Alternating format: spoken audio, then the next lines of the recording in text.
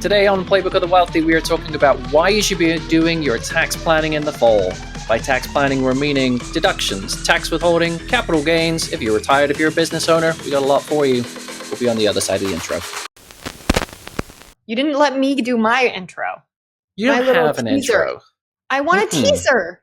Can I say it? You can edit it in. Great. Ready? Go. Tax planning season is now. There. That's all. Great. Thanks. You're welcome. Editorially, that added nothing to the intro.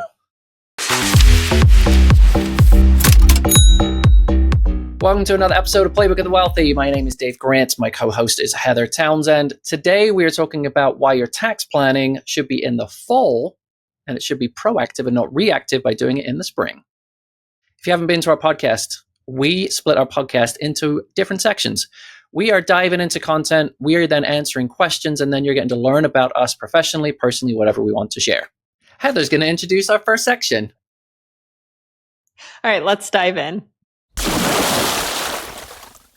All right, so we are talking about tax planning in the fall. Essentially, what we're meaning is if you have gone through this year and stuff has happened, we're going to talk about stuff, this is when you should be getting things together, understanding what your tax situation might look like, and start to do some prep work so it's not a surprise in the spring.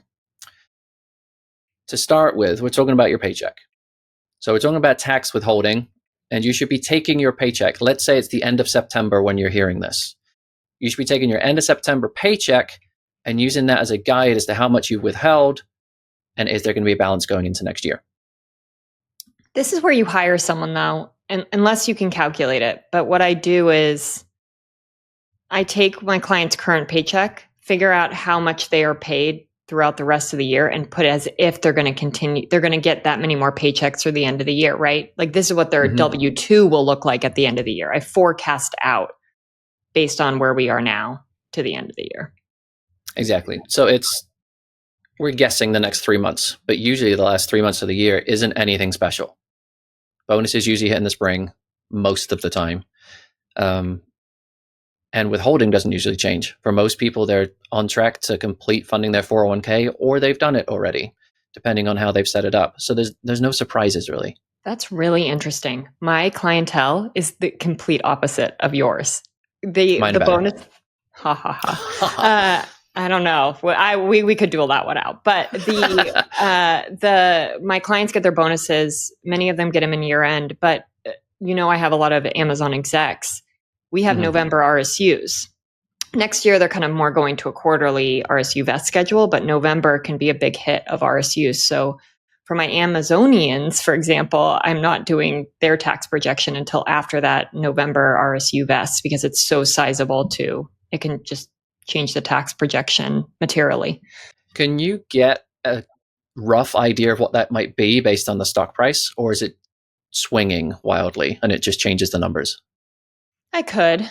I just normally wait until November though, so that I do it based on that stock price. I mean, it's easy for me. October and November is really when I have most of my tax planning meetings, to be honest. Agreed. Yeah. So a lot of my clients have their bonuses and RSUs at the front load of the year. Interesting. So normally it's a lot of activity at the front of the year and things really calm down through the end. So I could do tax planning in August if I wanted to, but it's more a case of let's time this with what our reviews are going to be. Some of my clients who've come to me in the past, they have these big tax bills, right? And they're just waiting to see, I don't know what April's going to be. You don't have to do that if you do proactive planning, right? You can actually get an idea, put the cash aside now, maybe even pay in an estimated tax payment, or I don't know, maybe have some tax strategies to lower that tax bill. You can do that now. This is the misconception about tax planning. Tax planning is not done in April when you file your tax return because that's after the end of the year. You can't do anything.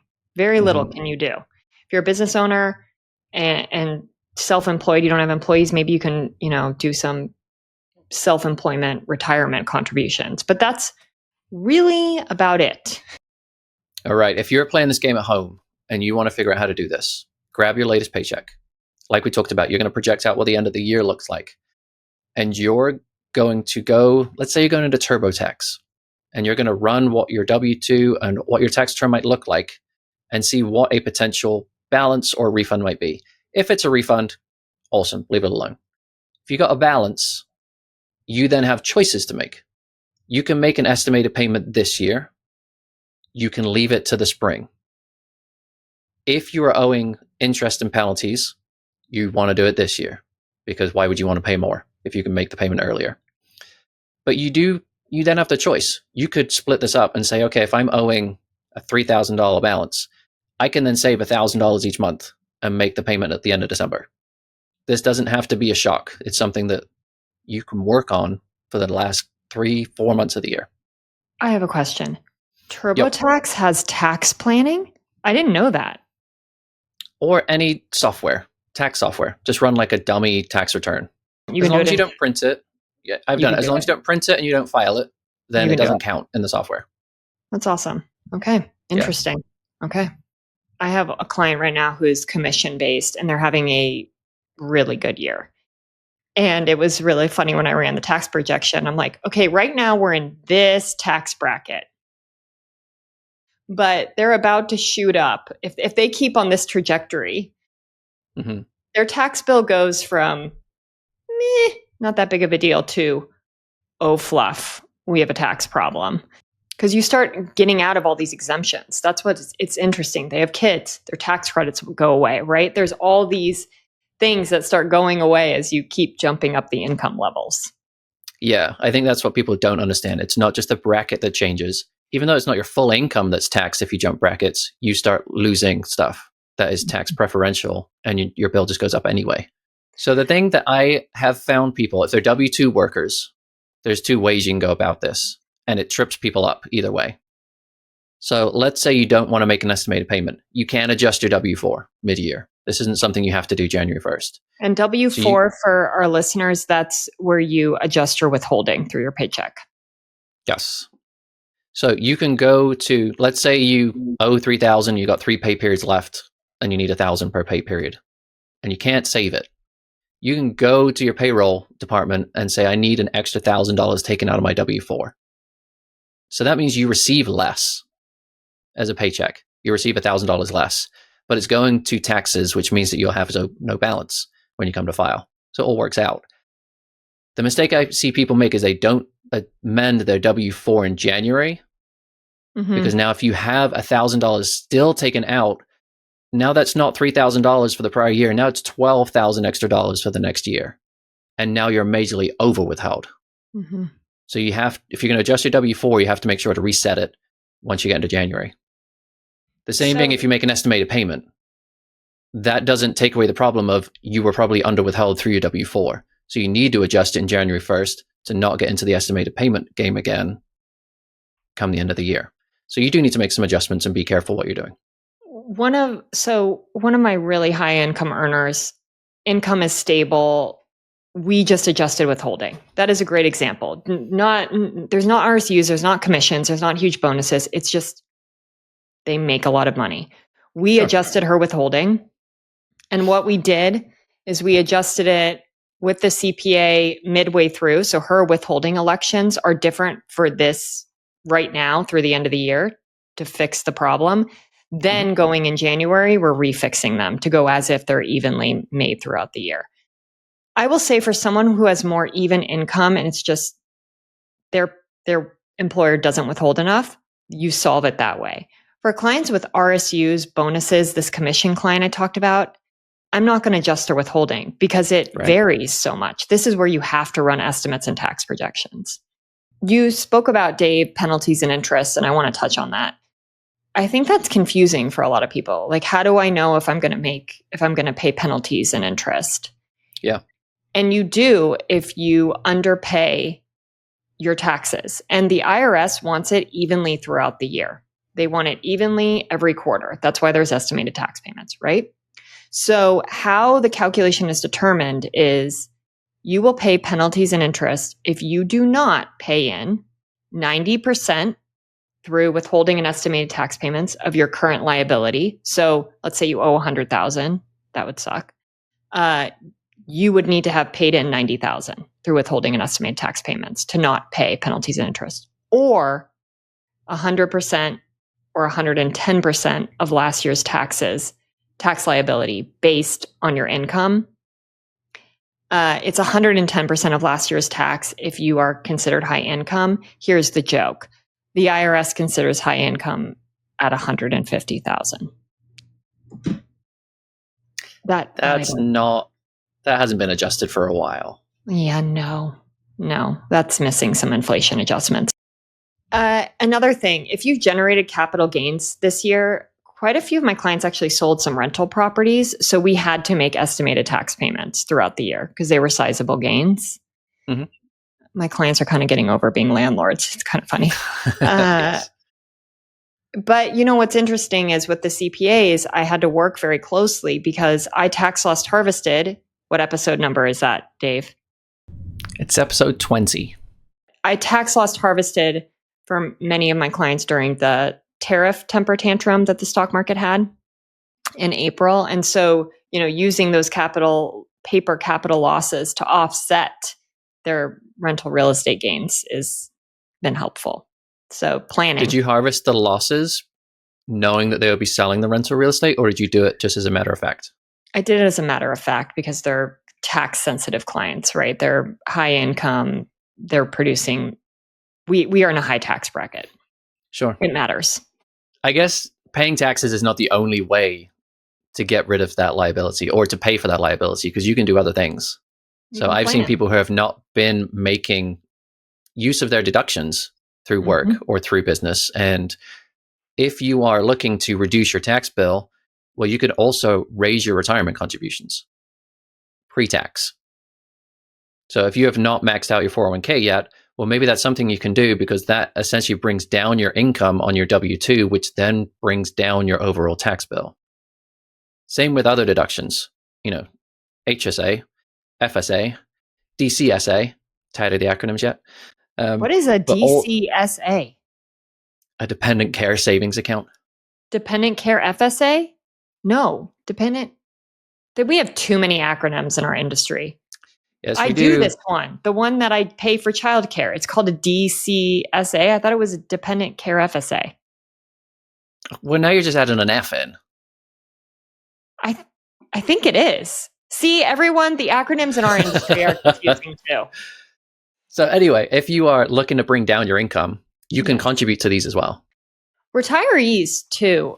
I'm sure you are too. I am constantly running tax projections for them because they're living off their portfolio, and many of mine have taxable brokerage accounts. So what that means is basically how much capital gains is going to be recognized depends on where the stock market is and what that asset is that I'm selling, right? And that I don't know what that's going to be in December when I'm in January.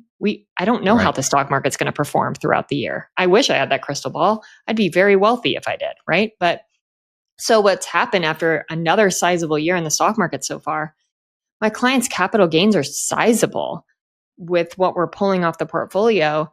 And we're nearing that $250,000 threshold where you start getting into the net investment tax. So for our listeners, if you make over $250,000, if you're married, you pay an extra 3.8% on your investment income. And a lot of my retirees have sizable investment income. And so we don't want to pay 3.8% on those capital gains and interest and dividends, right? So I'm watching that and I'm like, ooh, we might push their distribution that's going to happen in December on January 2nd, just so that I don't get over that threshold. Retirees are sometimes in a hard spot because some of them have never been told to balance out their accounts between taxable, tax-free, and tax-deferred. Having 3 buckets. They've just thrown it all into a 401k, and now they're in retirement, and that's all they have. It's just one tax bucket. And so if they've got life events going on, they're pulling out the IRA with a standard withholding rate, not realizing that the more they pull out, the more of that is taxable and the more tax brackets they go up. And the withholding that they're using doesn't adjust to their tax bracket, and it just builds up a tax liability. So if you're not doing this review, you're just going to get a balance, and you wouldn't have even realized it come April. All right. Can I talk about business owners now? No, because we have one more thing to talk about, and that's life changes. So life changes will change your taxable status. So typically life changes are birth, divorces, and death. So if you had a baby this year, congratulations, you're going to get a tax credit for them. So depending on your income, $2,000. If you got divorced, unfortunately, you're going to be going to a different tax bracket that's probably not going to be married filing jointly. You might be dropping down to single, which means that your tax brackets change and your exemptions change. If you've had a partner that has died, that's going to get complicated. Don't do this alone, because you're going to have different splits of income if they die mid-year, and if they are continually getting income payouts past their passing, it's going to get real complicated real fast. Don't do that alone. And then you have different tax brackets past their death.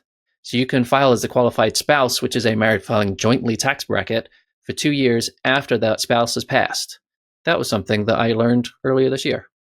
So lots of changes when life changes happen. So don't go through them alone. All right, before we do get into business owners, if this is your first time visiting the podcast, thank you. We hope you'll stick around for more. Right now, you have nothing to do.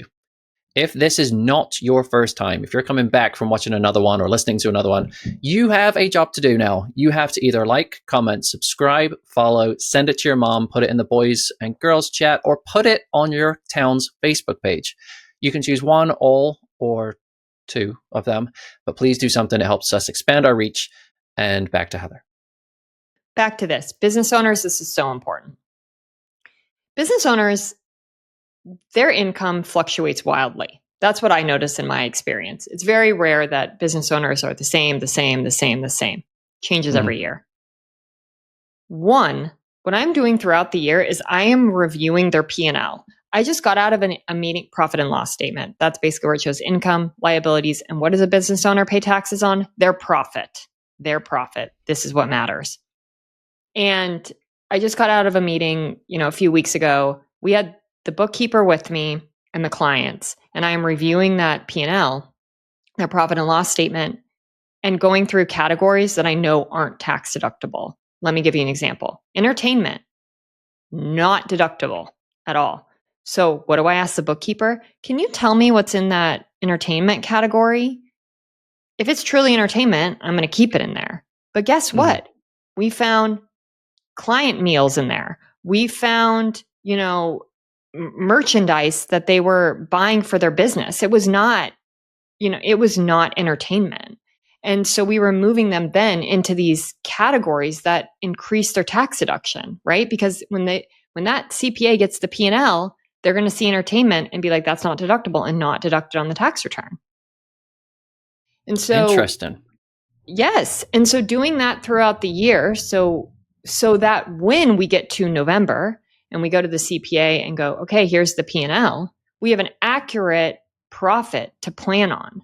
How much should we put in retirement accounts? What tax bracket are we in? What do we need to be thinking about? Is this the year we buy the car, right? Like, what tax bracket are we in?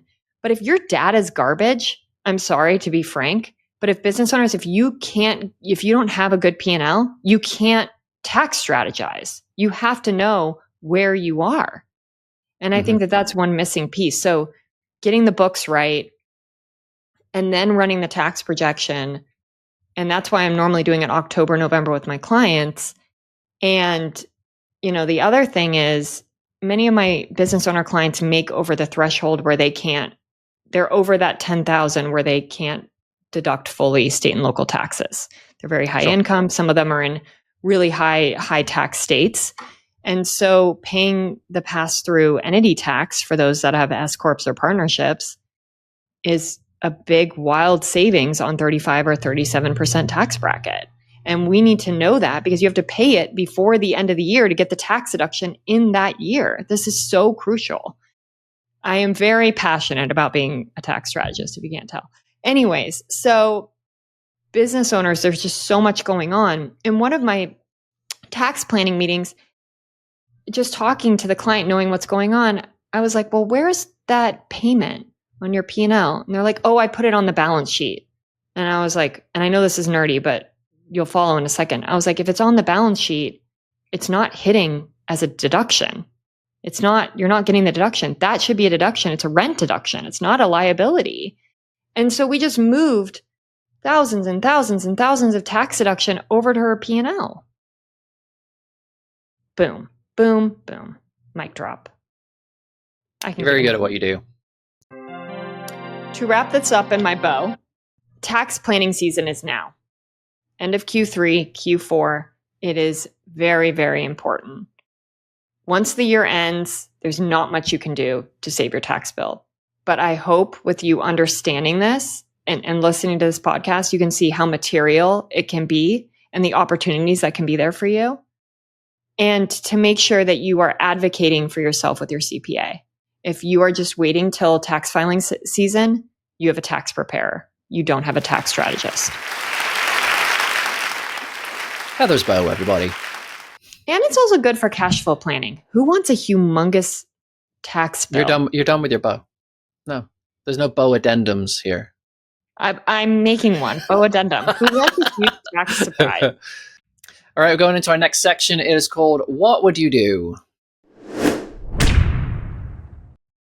All right, What Would You Do is our section where we talk about questions related to the content, just in case you need a refresher or you understood none of what we said. So, question number 1.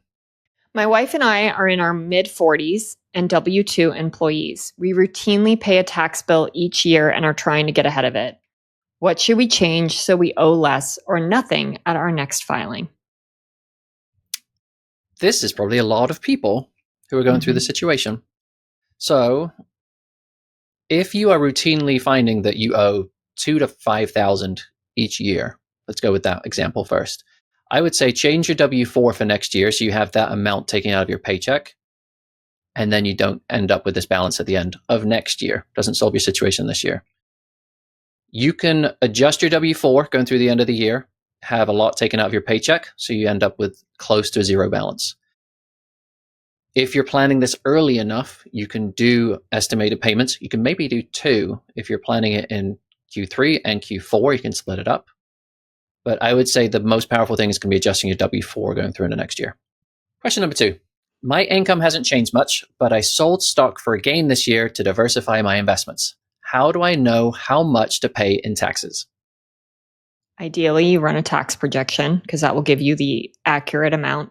Apparently, you can do it in TurboTax. I didn't know that. Put it in. Otherwise, depending on what your income is, you can seriously chat GPT this. You will either pay 0%, 15%, or 20% on those gains. Don't forget net investment tax. If you're in a high income, making 200 over single, 250, add 3.8% to that. And don't forget about state income tax. That's a big one. I see people do the federal payment and then they get to the end of the year and state is a big balance.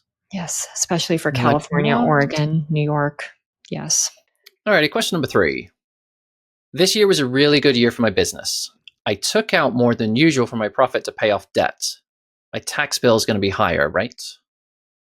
Based on this, sounds like yes, because your profit's going to be higher. You're making more money. You're going to pay more taxes. And especially if you're putting it towards debt, that's not going to be a tax deduction. But now if you go and put that money in a solo 401k, that's going to help with your tax deductions if you can, with your tax liability.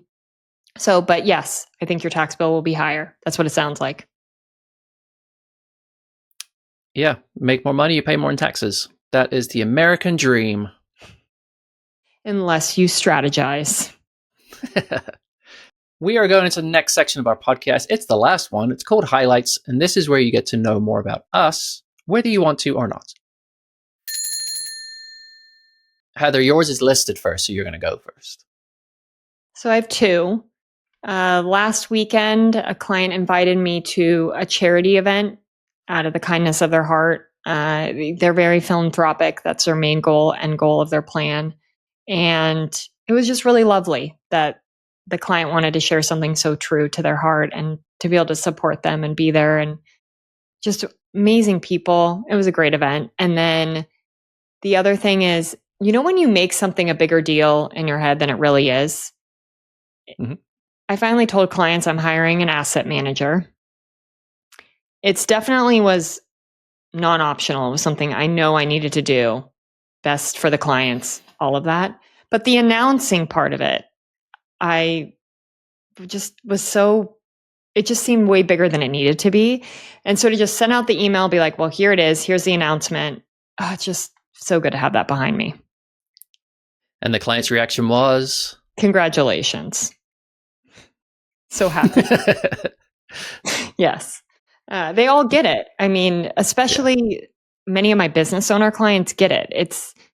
I did it so that I could do what we just talked about, strategy. Who presses the trade button doesn't matter, right? It just matters that the trade is executed correctly. I'm still dictating what the portfolio is going to be. True. Yeah. All right. Mine, we are pretty much at the end of our renovation journey, stage 1. That included new windows, new driveway, garage floor, and because of the recent storm, fixing the siding on our house. Let me give you the story of the driveway company. They're known online for not having the best communication from the office to the customer. I was okay with that because then I'll proactively over-communicate with them. They then said, we're going to come out this week to take out your driveway between Monday and Friday. 7 a.m. on Monday. They're here, taking the driveway out. No communication about what day they're coming. Knock on the door like, you should probably take your cars out the garage. I'm like, great, thanks so much for the warning. And then they're like, okay, we've got to get it inspected with the gravel and whatnot. We will come out on Tuesday to put the driveway in because we're widening it from 2 to 3. Monday morning at 7 a.m., they show up. There's beeps. There's construction trucks with asphalt in it. There's skid steers everywhere. Knock on the door again. You probably want to take your cars out the garage. Like, great. Thank you. So I love that they put the driveway in. I do not care for communication that works in the way it's not supposed to. By having a driveway. Was it really delayed or they actually came sooner? Because I feel like that's better than the other scenario. It is. They came earlier on both sides, but they didn't communicate anything that they would be there earlier. So we could have not been in the house and expecting it to happen the next day, and they would have put a new driveway in with our cars stuck in the garage for the week. And we would have had nothing to say about it because we couldn't even move the cars. So it was one of those like, okay, I appreciate you, but please communicate. It's so funny in the Midwest. I learned this from my cousin, the whole new driveway concept. Like, we don't have this in Arizona because we don't have snow and all of that. Like, we don't have to really redo our driveways, but it's kind of a common thing in the Midwest, I'm learning. Now, your driveways are concrete, right? Because it gets so hot, the asphalt would melt. I'm assuming, yes. So ours are a mix. So some people, I would say probably like 15% have concrete. Everyone else has an asphalt driveway. But then they crack over time and you have to reseal it if they're small cracks. But we wanted to widen it to have my son's car parked outside and we could both still get out the garage. And then if we're doing that, we're not just going to slap on a piece of asphalt onto the side of the driveway because that would be dumb. Rip the whole thing out and just repave the whole thing. So it's done. It looks wonderful. We can't put a car on it just yet. How long does it take to dry? You can walk on it after a day, and then it has to be inspected to make sure it's good. It usually is about a week until you can drive on it. Wow. Well, congratulations. You're way farther along in your projects than I am. All right. Well, thank you for listening to this episode of Playbook of the Wealthy. If you want to find us and listen to us, you can find us wherever you listen to podcasts. If you want to watch episodes just like you are now, it's all on YouTube, Instagram, and LinkedIn. If you want to send us a message to the show, we are at hello@playbookotw.com. Jordan's coming up next. He has some important news, so stay listening. But we will see you next time. Thank you. Toodles. All opinions expressed by Dave Grant and Heather Townsend are solely their own opinions and do not reflect the views of their respective wealth management firms. This podcast is for informational purposes only and should not be relied upon for investment decisions. Nothing in this material constitutes a solicitation for the sale or purchase of any securities. Clients of Retirement Matters and Townsend Financial may maintain positions in the securities discussed in this podcast.